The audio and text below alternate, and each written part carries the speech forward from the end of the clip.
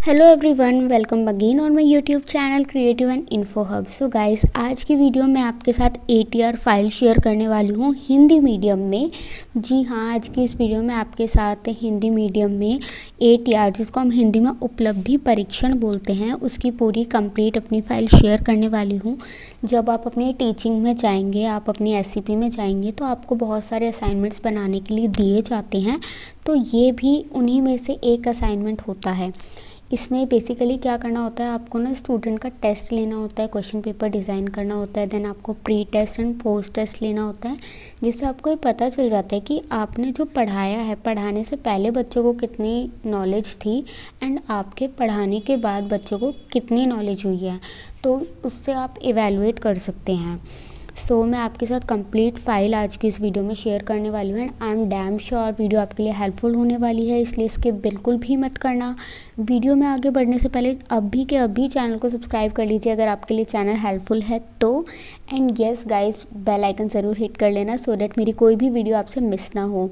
So start करते हैं आज की वीडियो। ATR, जिसको हम हिंदी में बोलते हैं उपलब्धि परीक्षण। क्या बोलते हैं? उपलब्धि परीक्षण। सबसे पहले हम इसका इंट्रोडक्शन लिखेंगे। एंड गाइज, मैंने ना ATR की जो फाइल है वो मैंने इंग्लिश मीडियम में ऑलरेडी आपके साथ शेयर कर दी है।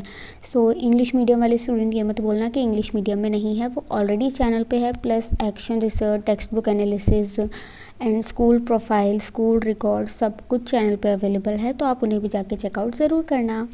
सो इंट्रोडक्शन यानी कि परिचय में मैंने लिखा है, उपलब्धि परीक्षण एक मूल्यांकन निरंतर प्रक्रिया है। ये शिक्षा की कुल प्रणाली का अभिन्न हिस्सा है। छात्रों के विभिन्न गुणात्मक पहलुओं के बारे में जानकारी इकट्ठा करने की तकनीक प्रदर्शन है। उपलब्धि के स्तर पता लगाने के लिए मूल्यांकन महत्वपूर्ण है। इससे कम प्रदर्शन के कारण का निदान होता है। मूल्यांकन के लिए महत्वपूर्ण है खुद सीखने के परिणाम। प्रत्येक व्यक्ति को जीवन में अनेकों प्रकार का ज्ञान तथा कौशल प्राप्त करता है।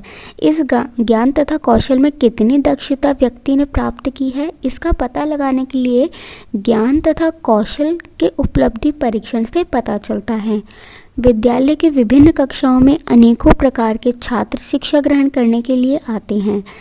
समान मानसिक योग्यताओं के संपन्न न होने के कारण वे समय की एक ही अवधि में विभिन्न विषयों के भिन्न कौशल सीख पाते हैं। उसके बाद हम लिखते हैं उपलब्धि परीक्षण का अर्थ, यानी कि मीनिंग ऑफ ATR। तो सबसे पहले हम यहाँ पे मीनिंग के बारे में बात करेंगे, डेफिनेशन के बारे में बात करेंगे। कोई भी परीक्षण जो व्यक्ति की उपलब्धि को मापता है वह उपलब्धि परीक्षण है। प्रशिक्षण और सीखने की अवधि। उपलब्धि परीक्षाएं वे परीक्षाएं हैं जिनकी सहायता से विद्यालय में पढ़ाए जाने वाले विषयों और सिखाए जाने वाली कुशलताओं में छात्रों को सफलता या उपलब्धि का ज्ञान प्राप्त किया जाता है। उसके बाद गैरीमन के अनुसार, गैरीमन ने क्या कहा है ATR के बारे में देखते हैं। उपलब्धि परीक्षा बालक के वर्तमान योग्यता या किसी विशिष्ट विषय के क्षेत्र में उसके ज्ञान की सीमा का मूल्यांकन करती है। इसके बाद नेक्स्ट हमारा आता है उपलब्धि परीक्षण की विशेषताएं। उपलब्धि परीक्षण ज्ञान और कौशल के मापन के लिए होती है, इसलिए विद्यालयों में इसका सीधा संबंध होता है। इसकी विशेषताएं निम्नलिखित हैं। उपलब्धि परीक्षण द्वारा ज्ञान तथा कौशल का मापन होता है। इसके द्वारा ज्ञान तथा उपलब्धि को ज्ञात किया जाता है। इसमें प्रश्नों की रचना, उपलब्धि की मात्रा की गणना तथा व्यक्ति की प्रगति की मात्रा का मापन करने के लिए की जाती है। इससे वर्तमान प्रगति का पता चलता है। विषयों की भिन्नता के अनुसार अलग अलग परीक्षण बनाए जाते हैं। इससे अर्जित ज्ञान का मापन उसके साध्य से होता है। इससे व्यक्ति की उपलब्धि की क्षमता का प्रदर्शन होता है। इसके बाद हम लिखते हैं कि ATR के क्या क्या ऑब्जेक्टिव हैं, यानी कि उपलब्धि परीक्षण के उद्देश्य हैं। बच्चों की उपलब्धि से सामान्य स्तर को निर्धारित करने के लिए किया जाता है। बच्चों को पढ़ाए जाने वाले विद्यालयों विषयों में उनके ज्ञान की सीमा का मापन करने के लिए किया जाता है। बच्चों को विभिन्न विषयों तथा क्रियाओं में वास्तविक स्थिति को ज्ञात करने के लिए किया जाता है। बच्चों की पढ़ने लिखने की समान कुशलताओं में गति तथा श्रेष्ठता को निश्चित करने के लिए। द नेक्स्ट है पाठ्यक्रम के लक्ष्यों तथा उद्देश्यों की प्राप्ति और बालकों की प्रगति की जानकारी करने के लिए। उसके बाद आता है छात्रों की परीक्षा, कौशल और उसके आरामदायक स्तर, समय का परीक्षण करने के लिए प्रबंधन और मन की उपस्थिति के लिए। देन है छात्रों को उनके सुधार, मजबूत और कमज़ोर बिंदुओं के बारे में सूचित करने के लिए। देन शिक्षक के को उस बदलाव को जानने के लिए सक्षम करना है जिसके बारे में उसे जानकारी लेनी होगी निर्देशात्मक रणनीति से। इसके बाद हम प्री टेस्ट बनाएंगे। तो हमारा प्री टेस्ट सबसे पहले हमने हिंदी का डिज़ाइन किया है। तो किस बेसिस पर हम डिज़ाइन करते हैं, तो यहाँ पे 3 कैटेगरीज होती हैं। पहली होती है अनुदेशात्मक, उद्देश्य के आधार पर भार का वितरण। आप एक ही तरीके के क्वेश्चन पेपर में नहीं पुटअप कर सकते हो। जो आपका क्वेश्चन पेपर होता है उसमें 30% जो क्वेश्चंस होते हैं वो आपके नॉलेज बेस्ड होते हैं एंड 40% आपके अंडरस्टैंडिंग बेस्ड होते हैं एंड 20% आपके एप्लीकेशन बेस्ड एंड 10% आपकी स्किल बेस्ड क्वेश्चंस होते हैं। उसके बाद नेक्स्ट है प्रश्नों के प्रकार के आधार पर भार का वितरण। अब उसमें आपने देखा होगा very short answer type questions होते हैं, then short answer type questions होते हैं, उसके बाद लॉन्ग आंसर्स होते हैं। तो इस तरीके से उसमें अलग अलग तरीके के क्वेश्चंस आप पुट करते हैं जिनके मार्क्स भी अलग अलग होते हैं। तो वो आप इस तरीके से टेबल के थ्रू अपने ATR फाइल में बनाएंगे। उसके बाद आता है कठिनाई के स्तर के आधार पर भार का वितरण, यानी कि डिफ़िकल्टी के आधार पे वेरी इजी, डिफ़िकल्ट। तो इस तरीके से 3 कैटेगरी में आप इस पूरे क्वेश्चन पेपर को डिज़ाइन करते हो। उसके बाद आप ब्लूप्रिंट बनाएंगे। तो यहाँ पे इस तरीके से ब्लूप्रिंट में आपको ये टेबल बनानी होती है। आप चाहें तो इसका स्क्रीनशॉट भी ले सकते हैं। मैंने पूरा पेज आपके लिए यहाँ पे ऐसे इतना इसका आप स्क्रीनशॉट ले सकते हैं इस तरीके से। इसमें यहाँ पे जो LASAVSA लिखा है, इनकी फुल फॉर्म होती है very short answer questions, then SA stands for short answer questions and LA stands for long answer questions. Then नीचे नोट में लिखा है number outside bracket shows the number of questions and number inside the bracket shows the marks given to each. Then उसके बाद प्रश्न पत्र, यानी कि अब ये आपका क्वेश्चन पेपर है। तो आप इसी तरीके से क्वेश्चन पेपर आपने स्कूल में देखा होगा, है ना। तो आप इसी तरीके से क्वेश्चन पेपर डिज़ाइन करेंगे जिसमें आप क्वेश्चन विषय लिखेंगे, कक्षा लिखेंगे, अंक लिखेंगे और अवधि लिखेंगे, यानी कि समय। उसके बाद सभी प्रश्न करना अनिवार्य है। देन आप क्वेश्चन पेपर डिज़ाइन करते हैं। आपको उसी के अकॉर्डिंग डिज़ाइन करना है जो आपने लिखा है, यानी कि 30% नॉलेज बेस्ड, 40% अंडरस्टैंडिंग बेस्ड। तो यहाँ पे आपको जो very short answer type question है वो आपके 1 मार्क्स के होने चाहिए। तो इस तरीके से आपको क्वेश्चन मार्क्स भी आगे लिखने हैं। सो आप देख सकते हैं ये क्लास 3rd के लिए है। इसके बाद जब आप ये क्वेश्चन पेपर डिज़ाइन कर लोगे तो आपको इसकी एक आंसर की भी बनानी होती है जिसको हम हिंदी में बोलते हैं उत्तर कुंजी। तो उसमें आपको सारे क्वेश्चंस के आंसर इस तरीके से 1 by 1 पूरा लिखना होता है, ठीक है। जिसके बेसिस पे आप अपने जो स्टूडेंट्स की नोटबुक होगी, जो स्टूडेंट्स की कॉपी होगी, आप उसको चेक करेंगे। उसके बाद नेक्स्ट हमारा जो प्री टेस्ट है वो है EVS का, सेम फॉर क्लास 3rd, जिसके टाइम है 1 आवर एंड मैक्सिमम मार्क्स है 25 मार्क्स। तो इसमें भी आप इस तरीके से ब्लूप्रिंट बनाएंगे। आप इसका भी स्क्रीनशॉट ले सकते हैं। सो ओके, नेक्स्ट चलते हैं। यहाँ पे भी सेम वही है कि VSA stands for very short answer type questions and SA stands for short answer type questions.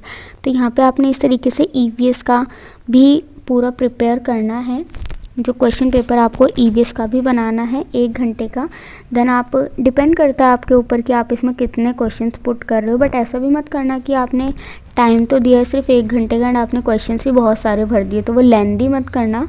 Normal size रखना क्वेश्चंस भी, और इस तरीके के रखना कि बच्चों को भी ज़्यादा टफ ना हो, ठीक है।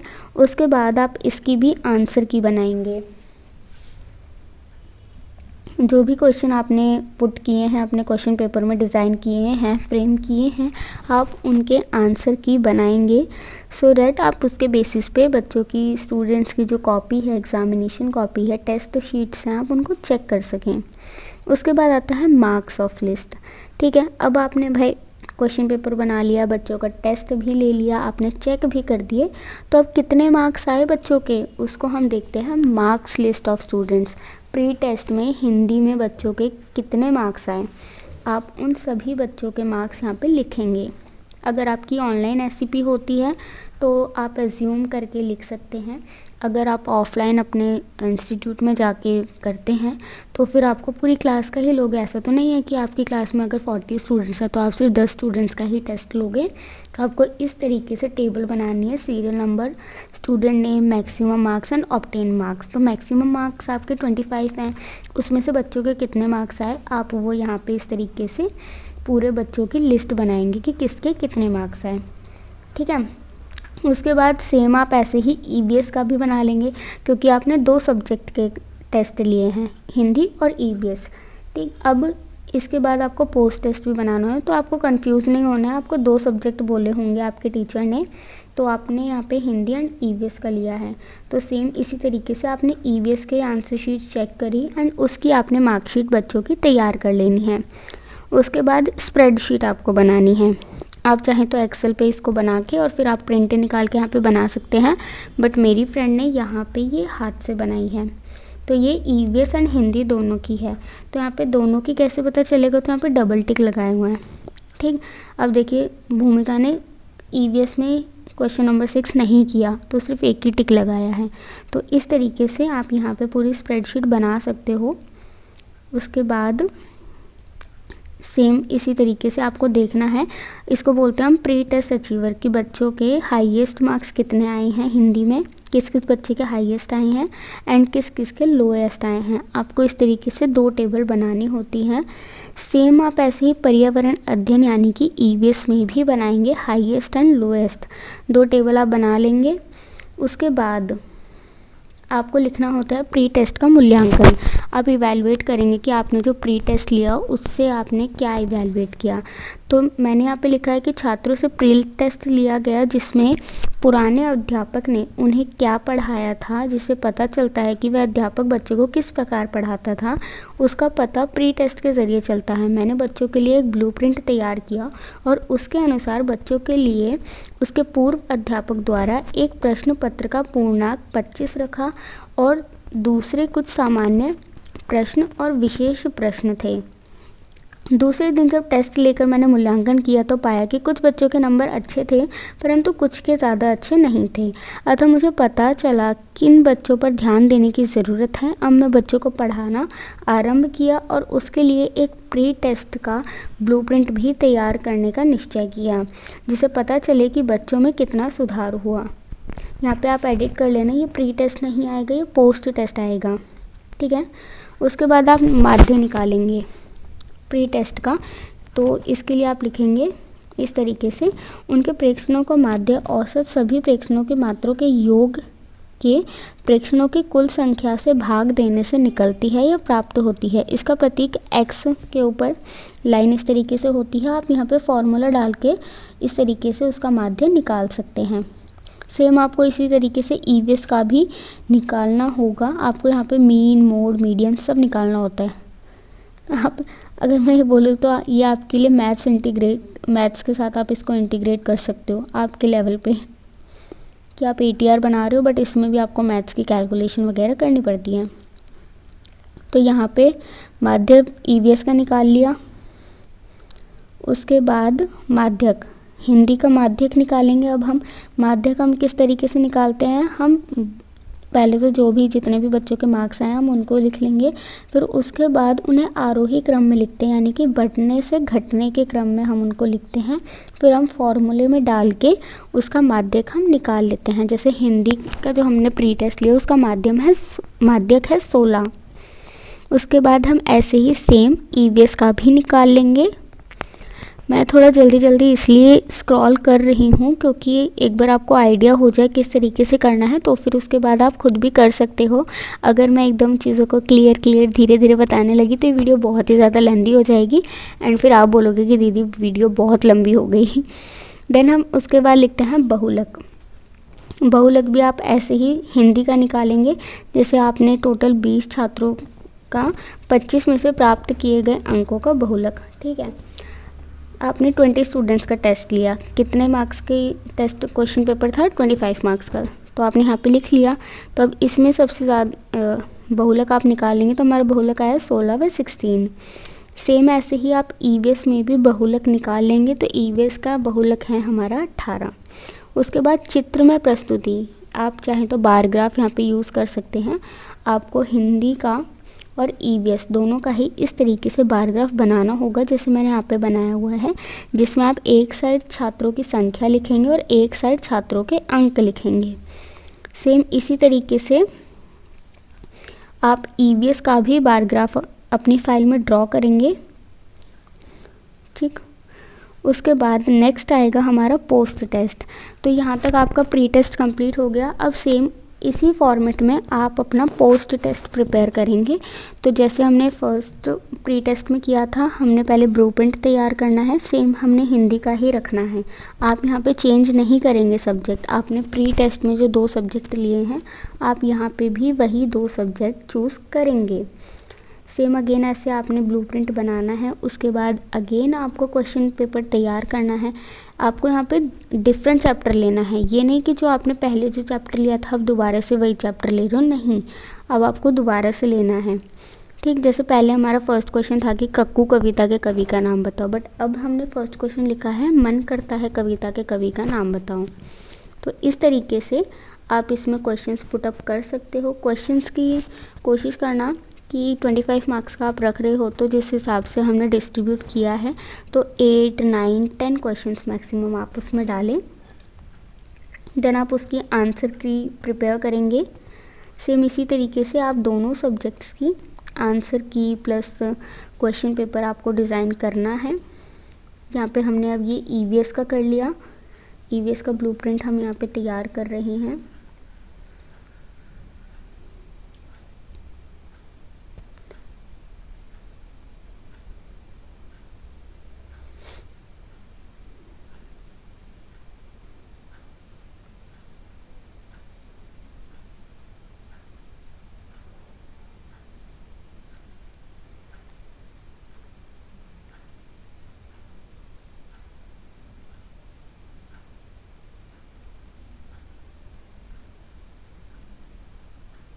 उसके बाद आप अगेन मार्कशीट बनाएंगे बच्चों की, जिस तरीके से आपने पहले बनाए थे कि अब बच्चों का पोस्ट टेस्ट में कैसा रिज़ल्ट रहा, उसकी आप पूरी मार्कशीट बनाएंगे दोनों ही सब्जेक्ट्स की।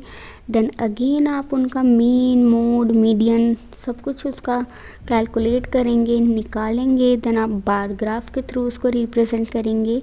तो ये पूरी आप एक रिसर्च करोगे। ठीक, अब देखते हैं आपकी एससीपी ऑनलाइन होती है या ऑफलाइन होती है, तो वो डिपेंड करता है। अगर ऑफलाइन हुई तब तो ये सब चीज़ें आपको प्रैक्टिकली करनी पड़ेंगी, बट अगर ऑनलाइन होती हैं तो आप ये सारा जो डाटा है वो आप एज्यूम करेंगे, इमेजिन करेंगे। ठीक, तो ये चीज़ में कंफ्यूज मत होना कि एससीपी हमारी ऑनलाइन है तो हम कैसे करेंगे, स्कूल्स तो बंद हैं, लॉकडाउन है, बच्चे नहीं हैं, तो आप इसमें एज्यूम कर सकते हैं। क्योंकि हमारी एससीपी भी ऑनलाइन हुई थी तो हमने सारा एज्यूम करके ही लिखा था। अगर आपकी ऑफलाइन होगी तो आपको इसमें ना बच्चों के आंसर शीट भी आप अटैच कर देना साथ में 1-2, सो डैट वो एक अच्छा लुक देगी आपके असाइनमेंट को।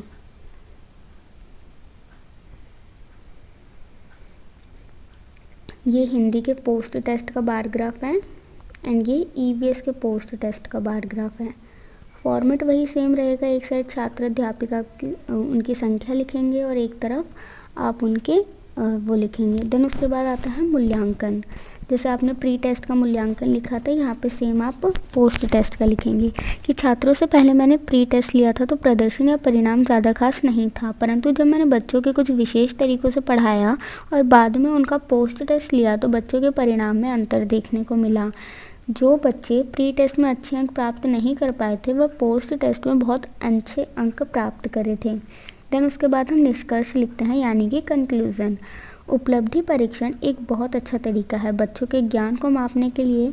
इसके माध्यम से यह पता चलता है कि किस बच्चे का प्रदर्शन किस प्रकार रहा।